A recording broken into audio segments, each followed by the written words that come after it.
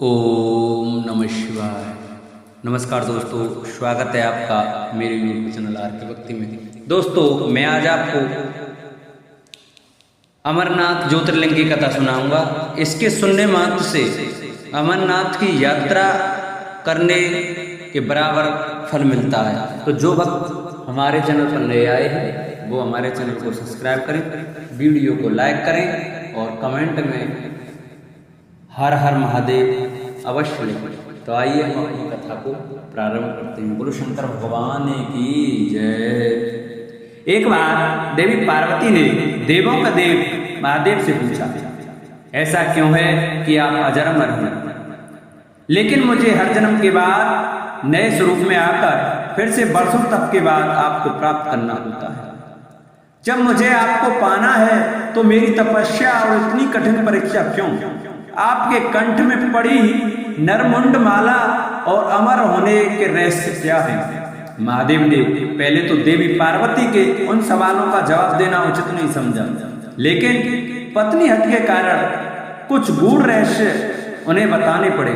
शिव पुराण में मृत्यु से लेकर अजर अमर तक के कई प्रसंग हैं, जिनमें एक साधना से जुड़ी अमर कथा बड़ी रोचक है, जिसे भक्तजन अमरत्व की कथा के रूप में जानते हैं। हर वर्ष हिमालय में अमरनाथ, कैलाश और मानसरोवर तीर्थ स्थलों में लाखों श्रद्धालु पहुंचते हैं, सैकड़ों किलोमीटर की पैदल यात्रा करते हैं। क्यों? यह विश्वास यूं ही नहीं उपजा। शिव के प्रिय अधिक मास अथवा आषाढ़ मास से श्रावण मास तक की पूर्णिमा के बीच अमरनाथ की यात्रा भक्तों को खुद से जुड़े रहस्यों के कारण और प्रासंगिक लगती है। पौराणिक मान्यताओं के अनुसार अमरनाथ की गुफा ही वह स्थान है जहां भगवान शिव ने पार्वती को अमर होने के गुप्त रहस्य बतलाए थे। उस दौरान वहां उन दो दिव्य ज्योतियों के अलावा तीसरा कोई प्राणी नहीं था, न महादेव का नंदी और न ही उनका नाग, न सिर पर गंगा और न ही गणपति कार्तिक। गुप्त स्थान की तलाश में महादेव ने अपने वाहन नंदी को सबसे पहले छोड़ा। नंदी जिस जगह पर छूटा उसे ही पहलगाम कहा जाने लगा। अमरनाथ यात्रा यहीं से शुरू होती है। यहाँ से थोड़ा आगे चलने पर शिव जी ने अपनी जटाओं से चंद्रमा को अलग कर दिया। जिस जगह ऐसा किया वह चंदनवाड़ी कहलाती है। इसके बाद गंगा जी को तो पंचतरणी में और कंठाभूषण सर्पों को शेषनाग पर छोड़ दिया। इस प्रकार इस पड़ाव का नाम शेषनाग पड़ा। अमरनाथ यात्रा में पहलगाम के बाद अगला पड़ाव है गणेश टॉप। मान्यता है कि इसी स्थान पर महादेव ने पुत्र गणेश को छोड़ा। इस जगह को महागुड़ा या पर्वत भी कहते हैं। इसके बाद महादेव ने जहां पिस्सू नामक कीड़े को त्यागा वह जगह पिस्सू घाटी है। इस प्रकार महादेव ने अपने पीछे जीवनदायिनी पांचों तत्वों को स्वयं से अलग किया। इसके पश्चात पार्वती संग एक गुफा में महादेव ने प्रवेश किया। कोई तीसरा प्राणी यानी कोई व्यक्ति, पशु या पक्षी गुफा के अंदर घुस कथा को न सुन सके, इसलिए उन्होंने चारों ओर अग्नि प्रज्वलित कर दी। फिर महादेव ने जीवन के गूढ़ रहस्य की कथा शुरू कर दी। कथा सुनते सुनते देवी पार्वती को नींद आ गई। वह सो गई और महादेव को यह पता नहीं चला। वह सुनाते रहे। यह कथा इस समय दो सफेद कबूतर सुन रहे थे और बीच बीच में गूं गूं की आवाज निकाल रहे थे। महादेव को लगा कि पार्वती मुझे सुन रही हैं और बीच बीच में हुंकार भर रही हैं। चूंकि वैसे ही भोले अपने में मग्न थे तो सुनाने के अलावा ध्यान कबूतरों पर नहीं गया। दोनों कबूतर सुनते रहे। जब कथा समाप्त होने पर महादेव का ध्यान पार्वती पर गया तो उन्हें पता चला कि वे तो सो रही हैं। तो कथा सुन कौन रहा था? उनकी दृष्टि तब दो कबूतरों पर पड़ी तो महादेव को क्रोध आ गया। वही कबूतर का जोड़ा उनकी शरण में आ गया और बोला, भगवान, हमने आपसे अमर कथा सुनी है। यदि आप हमें मार देंगे तो यह कथा झूठी हो जाएगी। हमें पथ प्रदान करें। इस पर महादेव ने वर दिया कि तुम सदैव इस स्थान पर शिव पार्वती के प्रतीक चिन्ह में निवास करोगे। अंततः कबूतर का यह जोड़ा अमर हो गया और यह गुफा अमर कथा की साक्षी हो गई।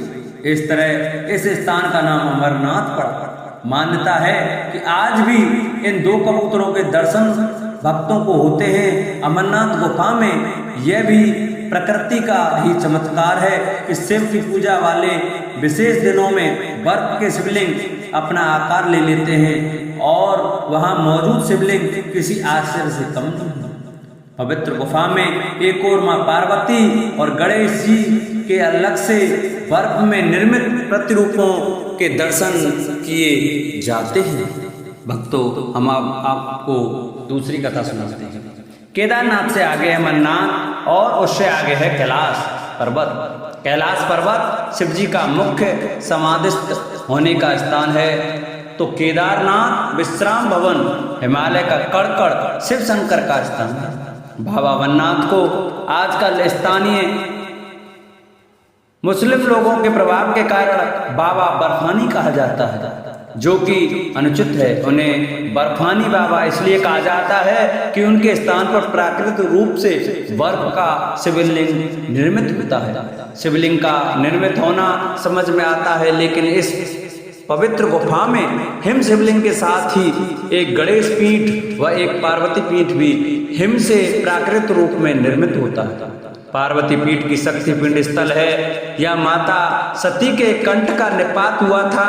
पार्वती पीठ 51 शक्ति पीठों में से एक है। यह माता के अंग तथा अंग भूषण की पूजा होती है। ऐसे बहुत से तीर्थ हैं जहाँ प्राचीन काल में सिर्फ साधु संत ही जाते हैं और वहां जाकर वे तपस्या करते हैं। लेकिन आजकल यात्रा सुविधाएं सुगम होने के कारण चलते व्यक्ति कैलाश पर्वत और मानसरोवर भी जाने लगा है।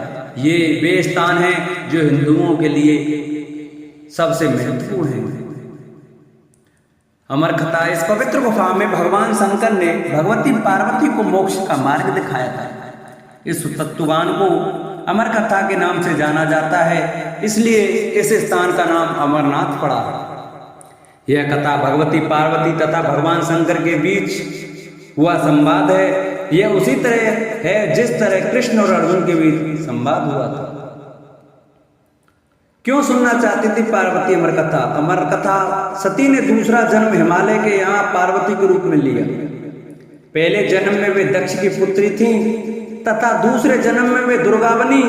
एक बार पार्वती जी से शंकर से पूछा, मुझे इस बात का बड़ा आश्चर्य है कि आपके गले में नरमुंड माला क्यों है? भगवान शंकर ने बताया, पार्वती जितनी बार तुम्हारा जन्म हुआ है उतने ही मुंड मैंने धारण की। पार्वती बोली, मेरा शरीर नाशवान है, मृत्यु को प्राप्त होता है, परंतु आप अमर हैं, इसका कारण बताने का कष्ट करें। मैं भी अजर अमर होना चाहती हूँ। भगवान शंकर ने कहा, यह सब अमर कथा के कारण है। यह सुनकर पार्वती जी ने शिव जी से कथा सुनाने का आग्रह किया। बहुत वर्षों तक भगवान शंकर ने इसे टालने का प्रयास किया, लेकिन जब पार्वती की जिज्ञासा बढ़ गई तब उन्हें लगा कि अब कथा सुना देना चाहिए। अब सवाल यह था कि अमर कथा सुनाते वक्त कोई अन्य जीव इस कथा को न सुने, इसलिए भगवान शंकर 5 तत्वों पृथ्वी, जल, वायु, आकाश और अग्नि का परित्याग करके इन पर्वतमालाओं में पहुंच गए और अमरनाथ गुफा में भगवती पार्वती को अमर कथा सुनाने लगे। अमर कथा की ओर जाते हुए वे सर्वप्रथम पहलगाम पहुंचे, जहां उन्होंने अपने नंदी बैल का परित्याग किया। तत्पश्चात चंद्रमाड़ी में उन्होंने जहां जटा केशों से चंद्रमा को मुक्त किया, शेषनाग नामक झील पर पहुंचकर उन्होंने अपने गले से सर्प को भी उतार दिया। प्रिय पुत्र श्री गणेश को भी उन्होंने महागुणस पर्वत पर छोड़ देने का निश्चय किया। फिर पंचतरणी पहुंचकर शिव ने 5 तत्वों का परित्याग किया। सबको छोड़कर अंत में भगवान शिव ने इस अमरनाथ गुफा में प्रवेश किया और पार्वती को अमर कथा सुनाने लगे। जब शिव जी कथा सुना रहे थे तब एक घटना घटी। सुखदेव जब भगवान शंकर इस अमृत ज्ञान को भगवती पार्वती को सुना रहे थे तो वहां एक सुख हरा कठफोबड़ा या हरी कंठी वाला तोता का बच्चा भी ये ज्ञान सुन रहा था। पार्वती कथा सुनने के बीच बीच में हुंकार भरती थी। पार्वती जी को कथा सुनते सुनते नींद आ गई और उनकी जगह वहां पर बैठे एक सुख ने हुंकार भरना प्रारंभ किया। जब भगवान शिव को यह पता बात ज्ञात हुई तब वे सुख को मारने के लिए दौड़े और उसके पीछे अपना त्रिशूल छोड़ा। सुख जान बचाने के लिए तीनों लोकों में भागता रहा। भागते भागते वे व्यास जी के आश्रम में आया और सुख रूप बनाकर अपनी पत्नी, उनकी पत्नी बटका के मुख में घुस गया। वह उनके गर्भ में रह गया। ऐसा कहा जाता है कि ये 12 वर्ष तक गर्भ के बाहर ही नहीं निकले। जब भगवान श्री कृष्ण ने स्वयं आकर इन्हें आश्वासन दिया कि बाहर निकलने पर तुम्हारे ऊपर माया का प्रभाव नहीं पड़ेगा, तभी ये गर्भ से बाहर निकले और व्यास जी के पुत्र कहलाए। गर्भ में भी इन्हें वेद, उपनिषद, दर्शन और पुराण आदि का सम्यक ज्ञान हो गया था। जन्मते ही श्री कृष्ण और अपने माता पिता को प्रणाम करके इन्होंने तपस्या के लिए जंगल गिरा लिया। यही जगत में सुखदेव मुनि के नाम से प्रसिद्ध हुए। ये दोनों कबूतर भी अमर हो गए। पवित्र युग कबूतर श्री अमरनाथ की कथा यात्रा के साथ ही कबूतरों की कथा भी जुड़ी हुई है। इस कथा के अनुसार एक समय महादेव संध्या के समय नृत्य कर रहे थे कि भगवान शिव के गण आपस में ईर्ष्या के कारण कुरु कुरु शब्द करने लगे।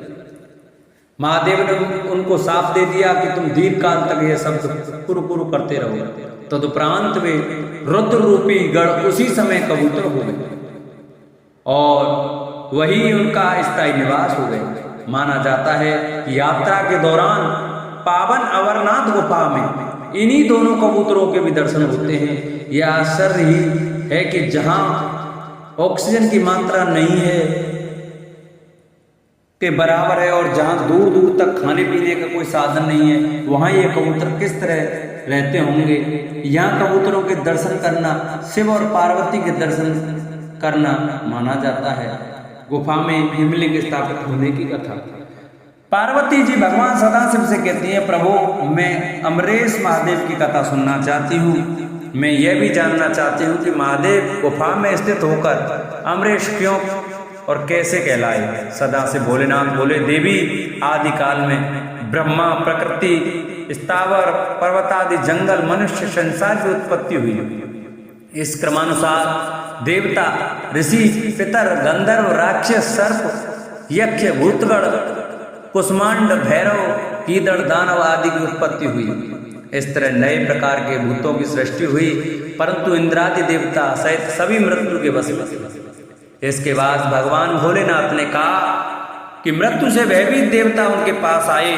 सभी देवताओं ने उनकी स्तुति की और कहा कि हमें मृत्यु बाधा करती है, आप कोई ऐसा उपाय बताइए जिससे मृत्यु हमें बाधा न करे।